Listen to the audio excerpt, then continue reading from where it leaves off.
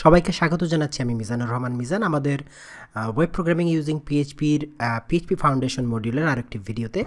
আজকের ভিডিওতে আমরা আলোচনা করব কিওয়ার্ডস, অপারেটর এবং এক্সপ্রেশন নিয়ে, অর্থাৎ পিএইচপিতে কোনগুলো কিওয়ার্ড এবং অপারেটর এবং এক্সপ্রেশনগুলো কী কী সেগুলো নিয়ে আমরা আজকে আলোচনা করব। তো চলুন শুরু করি। পিএইচপিতে কিওয়ার্ড মানে হচ্ছে বিশেষ ওয়ার্ড, অর্থাৎ যেগুলো আমরা ব্যবহার করতে পারবো না, অর্থাৎ এগুলো হচ্ছে reserved word by PHP programming language, অর্থাৎ আমরা এগুলোকে আমাদের ভেরিয়েবলের নাম, ফাংশনের নাম, ক্লাসের নাম, অবজেক্টের নাম হিসেবে ব্যবহার করতে পারবো না, সহজ হিসাব। তো পিএইচপির যেই কিওয়ার্ডগুলো রয়েছে এগুলো হচ্ছে পিএইচপির মোটামুটি কিওয়ার্ডের লিস্ট। এটা হচ্ছে পিএইচপির রেগুলার কিওয়ার্ড, যেমন হল্ট কম্পাইলার, এটা একটা ফাংশন। স্পেশাল পিএইচপির magic method, abstract and array, as, break, callable, এটা পিএইচপি 5.4 এর পর থেকে আছে। Case, catch, class, clone, const, এটা হচ্ছে কনস্ট্যান্ট ভ্যালুর জন্য, continue, declare, default, die, do, echo, else, elseif, empty, enddeclare, endforeach, endif. তো এইভাবে পুরো লিস্টটা রয়েছে।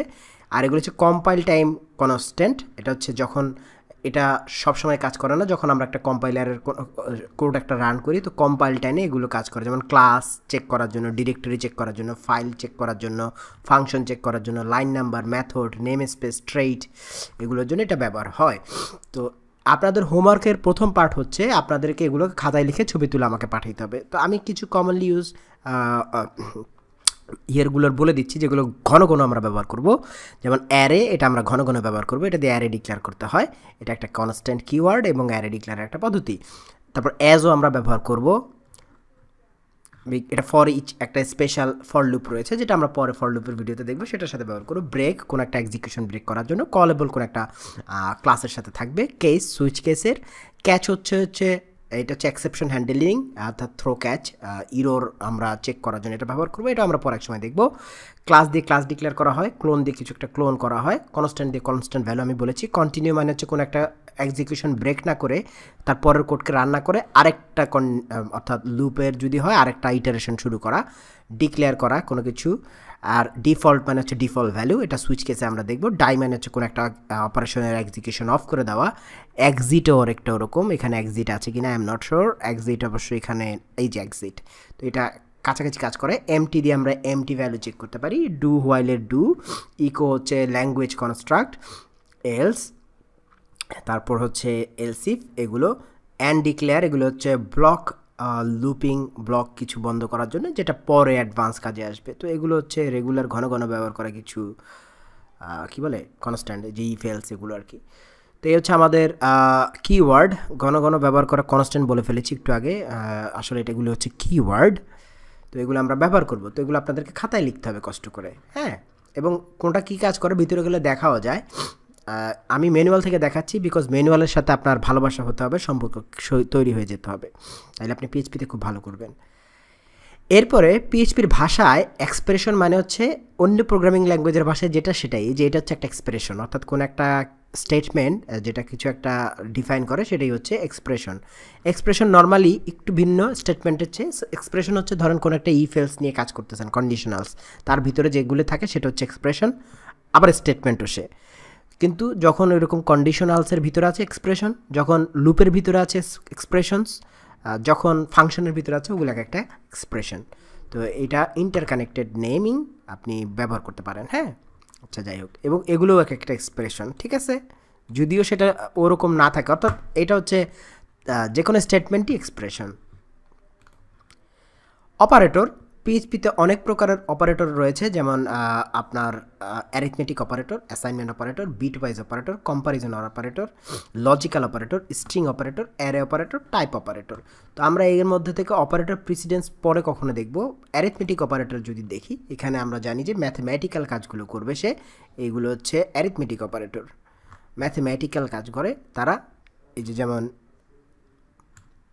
এডিশন, সাবস্ট্রাকশন, মাল্টিপ্লিকেশন, ডিভিশন, মডুলু, এক্সপোনেনশিয়েশন, এগুলো নতুন আসছে পিএইচপি 5.6-এ, এক্সপোনেন্ট দেওয়া যায়।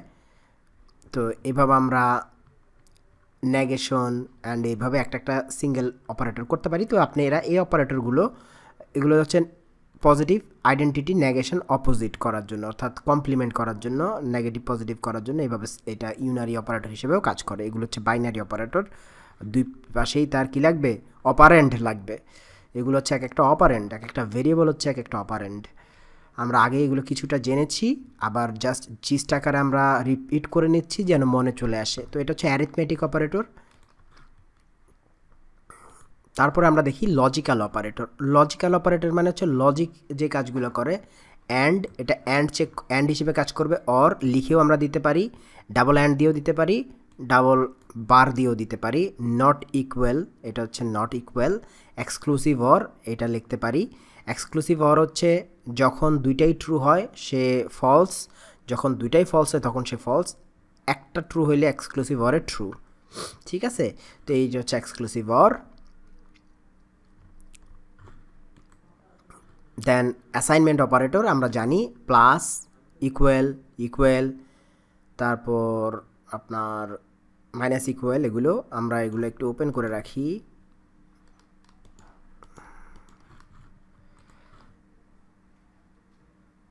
তো অ্যাসাইনমেন্ট অপারেটর এই যে এগুলো ইকুয়াল দিয়ে, plus equal, dot equal, concatenate, dot equal মানে হচ্ছে কনক্যাটিনেট করে অ্যাসাইন করা, ইকুয়াল মানে অ্যাসাইন করা, প্লাস ইকুয়াল মানে যোগ করে অ্যাসাইন করা, মাইনাস ইকুয়াল মানে বিয়োগ করে অ্যাসাইন করা, এইভাবে। দেন এইভাবে প্রত্যেকটা। তো এখানে আপনাদের কাজ থাকবে যে প্রত্যেকটা অপারেটরের নাম খাতায় লেখা, মানে নাম বলতে সিম্বলটা। তারপর হচ্ছে বিট ওয়াইজ অপারেটর, এগুলো বিট লেভেলে কাজ করবে। বিট ওয়াইজ অ্যান্ড, ধরেন আপনি 1+3 1 অ্যান্ড 3 দিলেন, তাহলে বিট লেভেলে 1 হচ্ছে 0 1 আর 3 হচ্ছে 1 1, তার মধ্যে তাদের মধ্যে কমন হচ্ছে 1, তাই না? যে 1 1 1 1 বসবে আর এদিকে 0, তার মানে হচ্ছে তাদের দুজনের মধ্যে কমন সংখ্যা হচ্ছে 1। তো 1 হচ্ছে এটার আউটপুট। অর দিলে যেটা বড় সেটা আসবে, আর এটা দিলে এক্সক্লুসিভ অর হবে, এটা দিলে কমপ্লিমেন্ট হবে, নট, এটা বিট শিফট করবে, এটা শিফট রাইট করবে। তো এগুলো আপনারা লিখবেন খাতায়, এগুলোর কাজ আপনাদের সব প্রোগ্রামে লাগবে না। তো রেগুলার ওয়েব ডেভেলপমেন্টের খুব বেশি পরিমাণে বিট ওয়াইজ অপারেটরের কাজ লাগে না, বাট আপনাদের স্টিল খাতায় লিখতে হবে।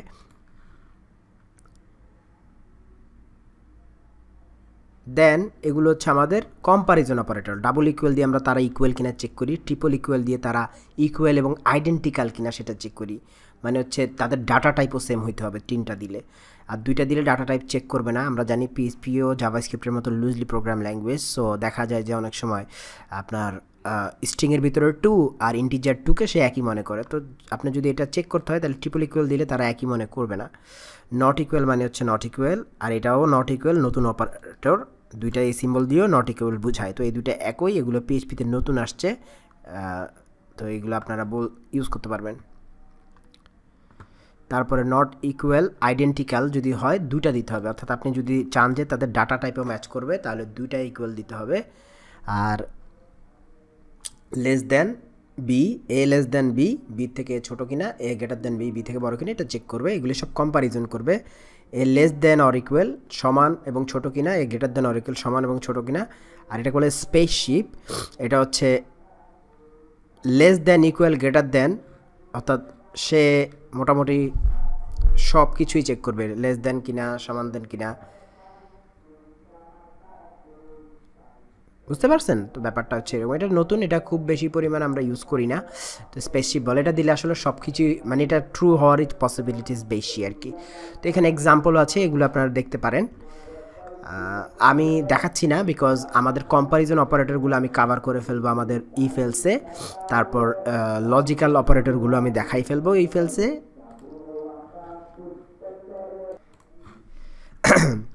তো আমরা জানি যে অ্যাসাইনমেন্ট অপারেটর আমি দেখেছি যে ডট ইকুয়াল মানে হচ্ছে কনক্যাটিনেট এবং অ্যাসাইন করা, এটাকে আবার স্ট্রিং অপারেটর বলে। এই ডটটাকে বলা হয় কনক্যাটিনেটর অপারেটর, এটাও স্ট্রিং অপারেটরের অংশ।